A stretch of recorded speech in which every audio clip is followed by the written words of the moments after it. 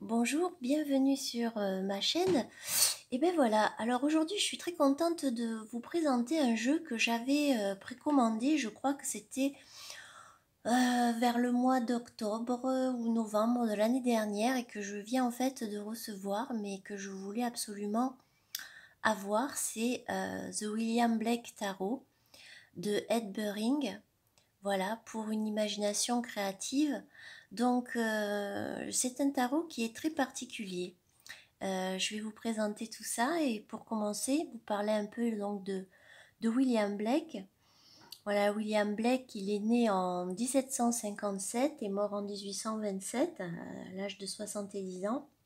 Et c'est un artiste qui est vraiment, on va dire, révolutionnaire. Il va marquer en fait la période romantique.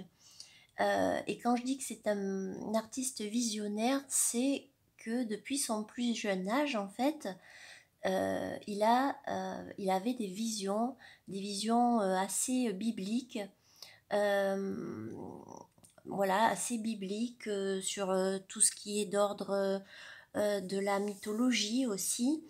Euh, et ça en fait un artiste qui, à son époque, est totalement en fait incompris. Voilà, hein, qu'il était considéré vraiment comme quelqu'un, comme un fou, parce que c'était pas quelqu'un qui se cachait d'avoir ces visions-là, voilà. Et donc, qu'est-ce qu'on peut dire de lui? C'est que jeune, c'était quelqu'un quand même qui était très doué, et du coup, il a eu un apprentissage dans la gravure. Et à l'âge adulte, il a ouvert son propre atelier, mais ça ne marchait pas, il n'avait pas d'argent, il était pauvre. Et du coup, il s'est mis en fait à auto-éditer ses livres. Et donc, il a lié en même temps la poésie, puisqu'il était poète aussi, la poésie et les illustrations. Donc, il illustrait ses poèmes, ce qui est aussi quelque chose enfin, qui ne s'était jamais fait véritablement avant lui. Euh, alors, quand je dis que il avait des visions bibliques, voilà, des anges, Moïse, enfin tout ce côté-là, c'était pas non plus quelqu'un qui était dans une religion, comment dire, on va dire avec vraiment ses dogmes stricts, puisqu'en fait, il va s'inspirer d'autres religions, parce que pour lui, il n'y avait pas une religion qui était meilleure qu'une autre, il prenait un peu tout ce que pouvaient lui apprendre en fait les religions en général. Donc c'est pour ça que dans ses œuvres, on va retrouver aussi des influences de mythologie grecque, égyptienne, même parfois indienne. Et, euh, et voilà. Et c'est un peintre qui est très intuitif, et pour l'époque c'est quelque chose voilà qui on est un peu à l'époque des Lumières, donc vous voyez il est un petit peu en décalage par rapport à tout ça.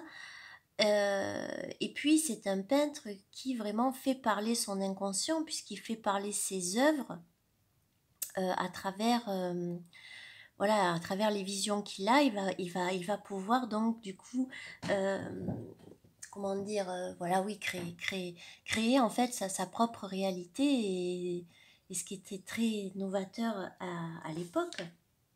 Voilà.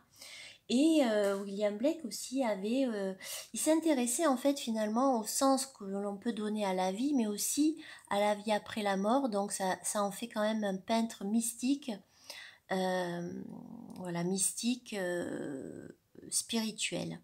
Et donc, dans ce tarot-là, c'est un tarot particulier qui va demander du travail, je pense, et c'est pas un tarot qu'on va utiliser pour des tirages du quotidien. Enfin, moi, c'est pas du tout comme ça que je le vois. C'est un tarot qui va nous permettre de euh, travailler au niveau spirituel et aussi au niveau créatif, c'est-à-dire tout le processus que l'on va mettre en place. Et vous allez voir qu'on va y retrouver beaucoup d'éléments dans ce tarot. Donc, quand on ouvre la boîte magnétique, on a une très belle boîte avec un petit livret, et on retrouve des cartes qui sont plus Ça c'est le fond de la boîte. On a un petit pour pouvoir enlever les cartes. Voilà, ça c'est le dos. Et en fait, vous allez avoir un livret. Alors, si vous allez sur le site williamblaketarot.com, ça va être le site de Ed Buring. Et sur ce site-là, vous avez un PDF, un très gros PDF en anglais. Mais si vous avez la traduction Google qui vous traduit directement le texte, vous l'avez en français. Et sur ce PDF-là, vous allez retrouver énormément d'informations sur le tarot, sur Blake et sur le tarot. Donc ici, en fait, il s'agit de la 3e édition. Voilà. Alors pour vous parler de l'auteur, du créateur du tarot, donc Ed Buring, c'est un photographe, c'est aussi un auteur. Et voilà, c'est quelqu'un qui a beaucoup de ressources et qui a beaucoup écrit aussi, qui a fait du photojournalisme, etc. Donc quand on regarde ce petit livret, donc on a une petite introduction d'Ed Buring et vous allez voir qu'on va retrouver aussi des citations de William Blake. Alors elles sont en anglais. Et c'est un tarot qui a un système très particulier, c'est-à-dire que l'on va retrouver donc les arcanes majeures du tarot qui sont appelés voilà, les triomphes, qui est en fait le cheminement vraiment profond de l'individu. Et on a, vous avez vu, le processus créatif, donc les suites du processus créatif. Donc on va retrouver les paintings, donc la peinture qui va être les pentacles dans le tarot. On va retrouver la suite des sciences avec le symbole ici qu'on retrouve sur les cartes du compas pour les épées, donc tout ce qui est intellect, la musique avec la petite harpe qui va être donc qui va représenter les coupes, et la poésie avec cette feuille là de papier qui donc va représenter les bâtons. Donc on a une petite description de comment ont été faits aussi, ça c'est par rapport à William Blake, voilà, ce que je vous ai un petit peu raconté. Et puis on va retrouver un tirage à 2 cartes, un tirage comme ceci à 4 cartes, la croix celtique, et vous allez voir que pour chaque arcane majeur, on va retrouver le nom de la carte et un petit, voilà, un petit paragraphe d'explication, enfin de signification. Ça, on va le retrouver pour toutes les arcanes majeures. Et quand on passe au mineur, alors il est tout en couleur, le petit livret, même les illustrations.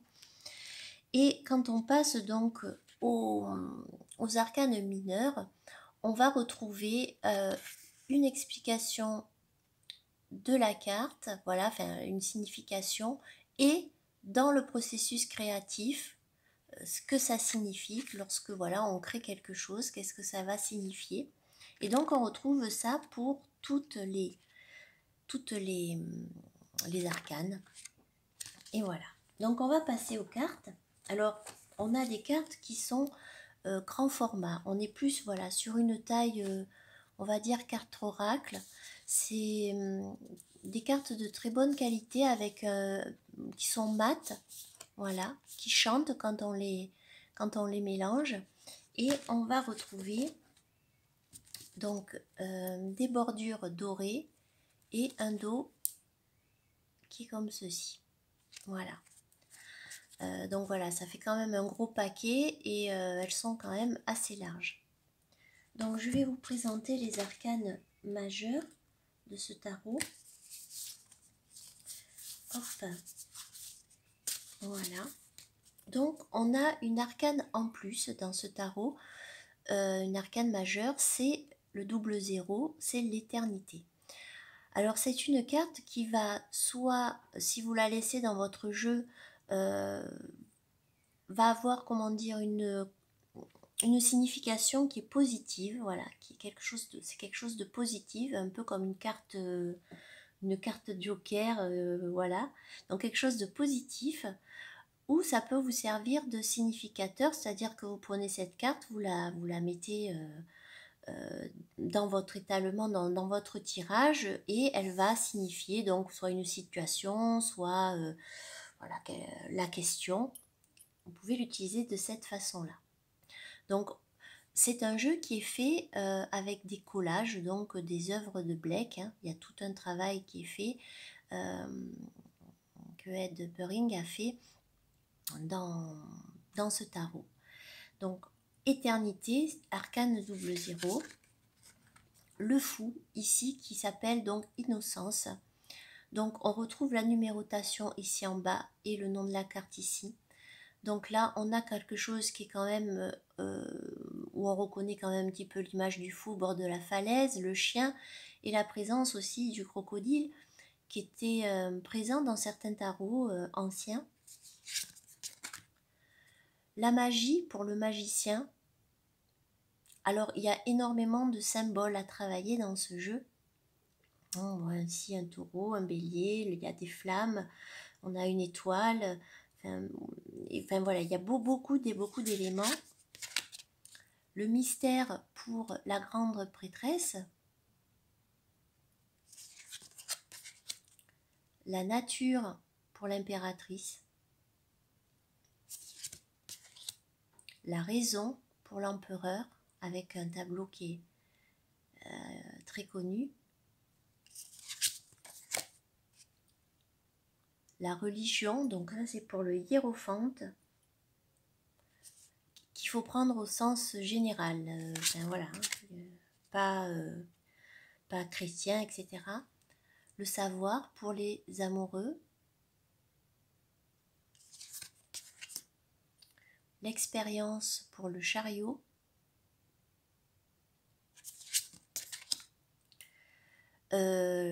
évaluer en fait, hein, l'évaluation pour la justice. Par contre voilà, la justice est en 8 et la force en 11 comme dans le Marseille. L'imagination pour l'ermite,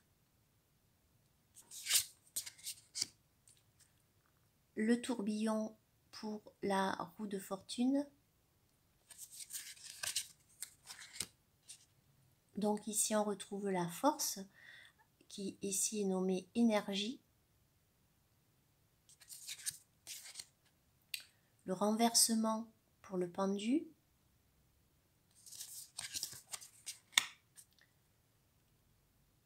La transformation pour la mort, ou l'arcane sans nom.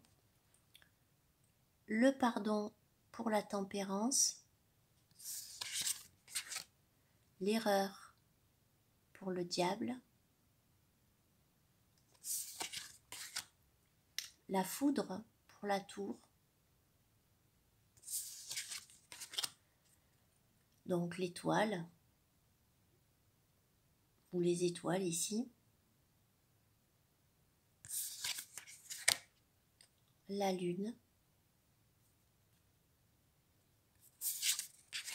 Le soleil. La liberté pour le jugement. Et l'union pour le monde. Donc c'est un tarot qui a beaucoup de symboles. Il y a beaucoup de...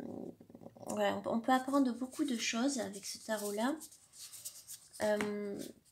Et je vous dis, si vous consultez le PDF, vous allez avoir en plus toute la description de la scène, ce qui permet aussi une immersion un peu plus profonde, parce que c'est vrai que si on... Voilà, si on n'est pas expert de William Blake, peut-être que des fois il y a des choses qu'on va pas vraiment comprendre, et dans le PDF vous avez vraiment toute la description, pourquoi il y a ça dans cette image et qu'est-ce que ça représente. Donc il y a vraiment un travail très profond. Alors pour les paintings, donc qui sont en fait les deniers, on va retrouver une bordure comme ça, avec un personnage sur le côté. Et donc là, on est au denier. Donc on va retrouver le symbole ici de la palette de peinture et le symbole qui va représenter donc les deniers, qui d'ailleurs, je crois bien, si je ne me trompe pas, au niveau du symbole, pour pas vous dire de bêtises, voilà, donc c'est aussi particulier parce que par exemple, vous voyez que les paintings ici, la suite des paintings, c'est lié à l'eau. Voilà, et pas à la terre comme on pourrait penser pour les deniers. Donc, l'as de painting, donc voilà, l'as de peinture. Et on a un mot-clé à chaque fois en haut. Donc là, génération, l'as de painting. Voilà, une sorte de balance, d'équilibre pour le 2. La pratique pour le 3.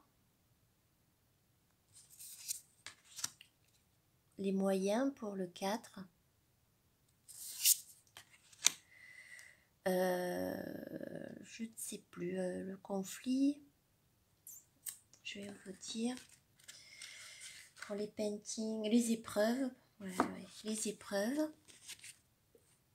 avec le 5 de painting, le 6 avec l'assistance,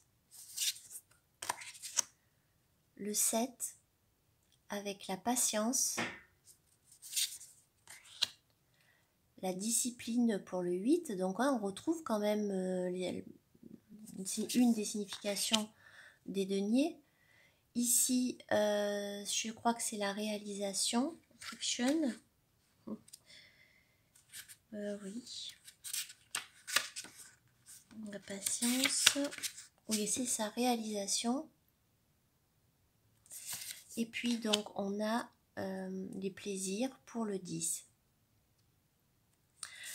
Après, pour les personnages de cours, on va retrouver l'ange pour le page, l'enfant pour le cavalier, la femme pour la reine et l'homme pour le roi. Donc ça, c'était la série des paintings qui correspond au denier et à l'élément eau. Alors après, on a les cartes des épées. Donc les épées sont reliées à l'air, oui, c'est comme dans le classique, quoi.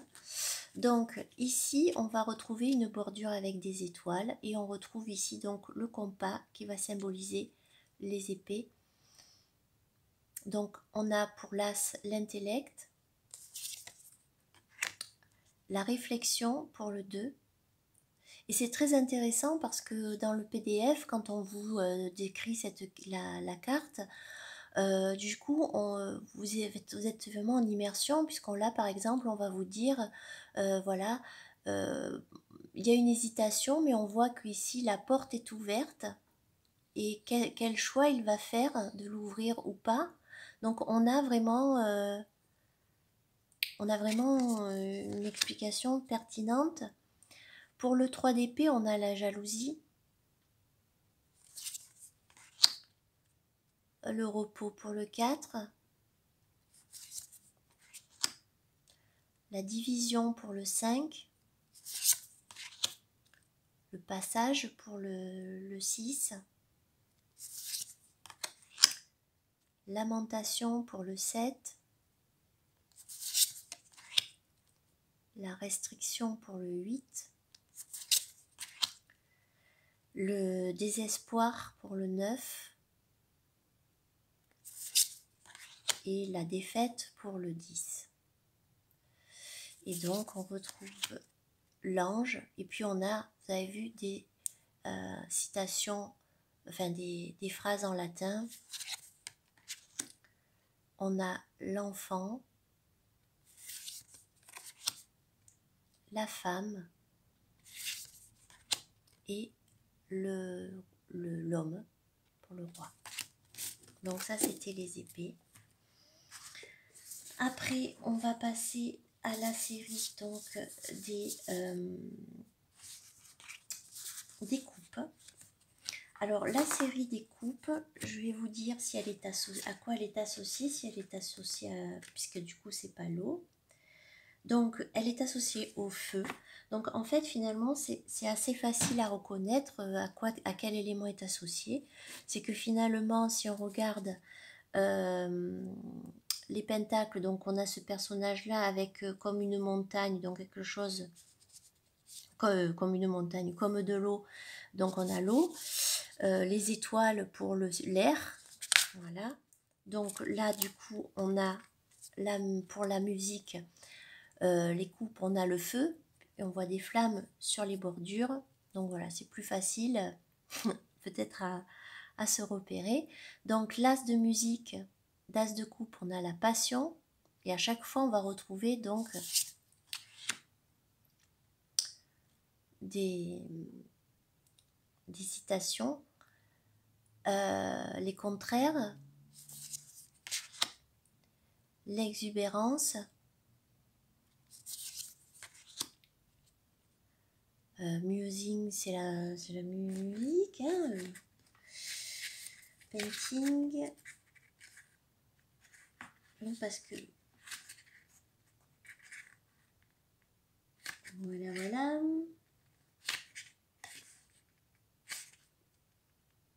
Non, c'est rêver.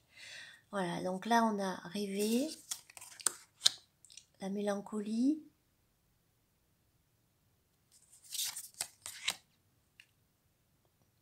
pleasure. Pour le 7, fancy, c'est la fantaisie. La fantaisie. Le mécontentement. Et happiness.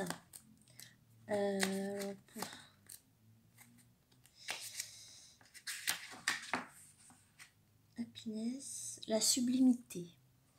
Je suis quelque chose de sublime. Pour le 9. Ah non. Happiness, oui ça. Et la sublimité pour le 10.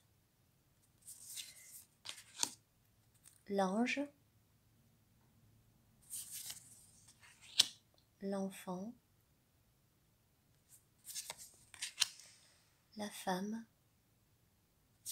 Et l'homme.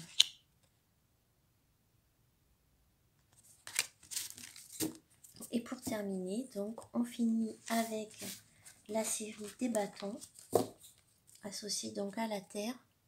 On va retrouver un liseré comme des feuilles de vigne.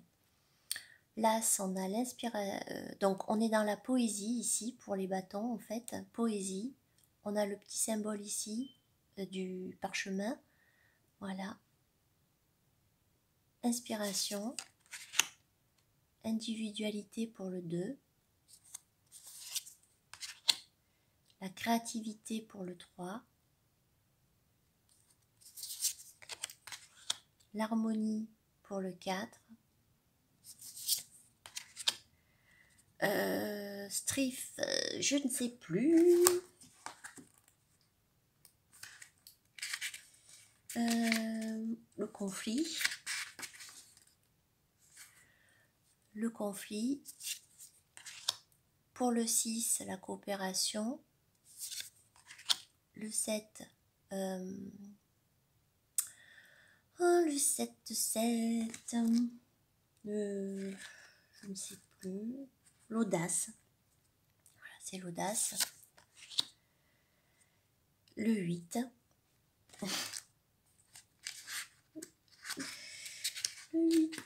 la rapidité, oui, c'est lui de bâton en plus, les pouvoirs,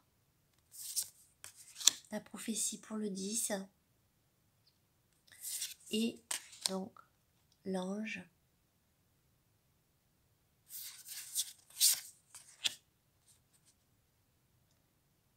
L'enfant, la femme et le roi. Donc ce que je pourrais dire sur ce tarot, c'est que c'est un tarot qui est particulier, qui est très particulier, qui est même, on va dire, unique, qui va demander du travail parce qu'il y a quand même beaucoup, voilà, c'est pas un tarot pour les débutants, mais enfin, moi je le vois vraiment comme un outil d'évolution, on va dire, spirituelle et aussi dans ce processus-là, ce cheminement de la création. Je vous le répète encore, mais c'est vrai que le PDF est quand même super intéressant et ça permet de travailler vraiment en profondeur par rapport au livret qui est quand même plus succinct. Ça vous permet d'avoir aussi un très joli objet de collection parce que vraiment c'est un très beau jeu et il a quelque chose de très particulier, je trouve. Il est très oui, bah, il est très mystique, un petit peu à l'image de Blake finalement. Je trouve que cette énergie un petit peu de folie créatrice de chez Blake, on la retrouve bien dans ce tarot-là. Et ben, je peux que vous le conseiller. La qualité, voilà, la qualité des cartes, du livret, de la boîte, tout est parfait. Il n'y a pas à dire. Et voilà, si vous voulez vous intéresser à son univers, c'est un bon moyen d'allier le tarot, la peinture, la poésie aussi. Et voilà, d'essayer de se découvrir et de grandir un petit peu euh, avec William Blake. Voilà. Bah, écoutez, j'espère que cette vidéo vous a plu. Et ben, je vous dis à bientôt. Au revoir.